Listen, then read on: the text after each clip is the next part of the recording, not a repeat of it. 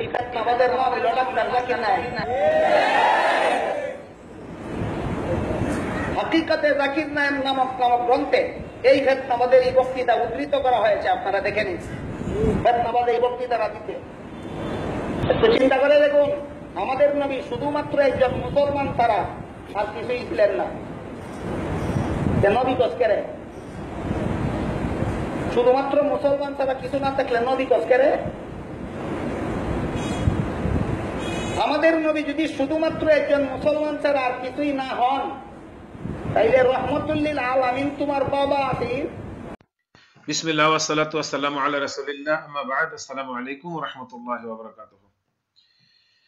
জনাব নুরুল ইসলাম অলিপুরি সাহেব, আপনাকে বিনীতভাবে অনুরোধ করব, আপনি মেহেরবানি করবে দিন প্রচারের ব্যাপারে শালীনতার সাথে কথা বলবেন, ভাষা ভালো করে ব্যবহার করবেন। আপনি একজন আলেম, আমাদের দেশের সহজ সরল মুসলমানেরা আপনাকে আলেম মনে করে, আপনি এরকম ভাষা বলেন কেন ভাই? আপনি জানেন ডক্টর জাকির নায়েকের কথায় যারা হেদায়েত হচ্ছে তাদের অনেকে ইয়াহুদ গালিবাজ ছিল, আর তারা যদি গালি দেয় তাহলে অনেক মানুষের পাতলা পায়খানা হয় গালির কারণে। আপনি কি জানেন এটা? আবার আপনার মতো আলেমকে গালি দিয়া মাথা বিষ কইরা দিব এরকম গালিবাজ কিন্তু অনেক আল্লাহ হেদায়েত করছে ডক্টর জাকির নায়েকের বক্তব্যের মাধ্যমে। অতএব আমি মনে করব যে ওই সমস্ত গালিবাজদের মুখের গালির ছালা যেন না খুলতে হয়, এদিকে একটু খেয়াল রাখবেন। আজ থেকে কয়েকদিন আগে একটি বক্তব্য দিছিল সৌদি আরবের লোকদের, এরা জুতা সেলাই করে, এর প্রতি সাপোর্ট করে আরেকটা আলেমে বলছিল কিছু কথা। তারে কিন্তু আমাদের একজন ফেসবুকের গালিবাজ ভাই কয়েকটি কথা বলছিল, গালির সালার মুখটা খুলছিল, হ্যাঁ কিন্তু ফেসবুক থেকে পলাইছে। কে পলাইছে? ওই যে রফিকুল ইসলাম মাদানির পক্ষে কথা বলছিল। এরকম পরিবেশ তৈরি করেন না নুরুল ইসলাম সাহেব। আর দিন ধর্ম এটি আপনার বা আমার কারো সম্পত্তি নয়। কোরআন হাদিস থেকে দলিল দিয়ে কথা বলতে থাকেন, যারা আপনার কথা মানে।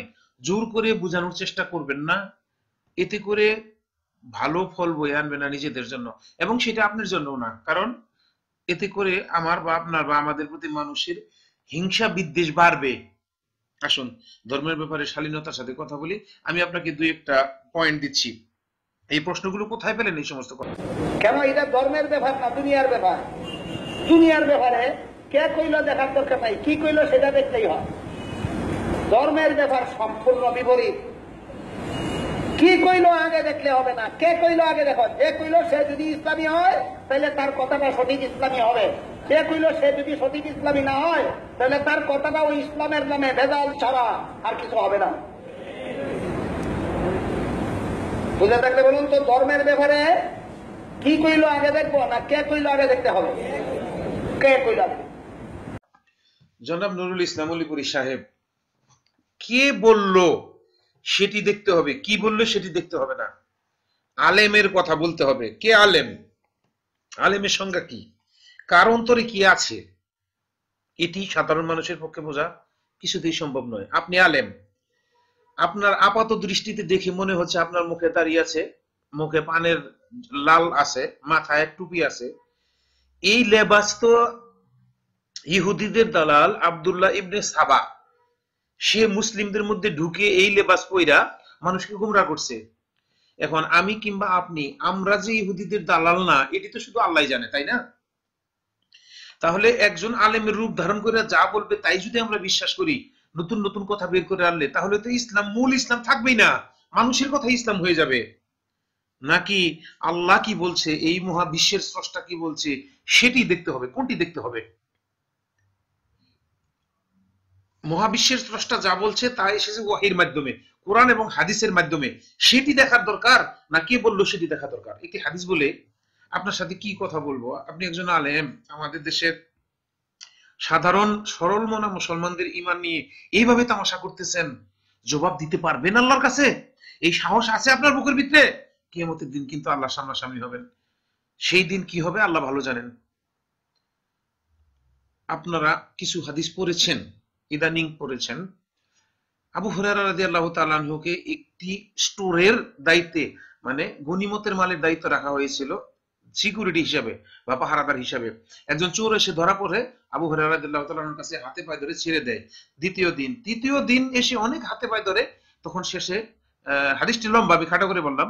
শেষে বলে যে আজকে আমি আর আসবো না, আজকে আমার শেষ, আমাকে ছেড়ে দাও, আমার ছোট ছোট বাচ্চা রয়েছে। আবু হুরায়রা তৃতীয় দিন এই কথা বিশ্বাস করেন না তার।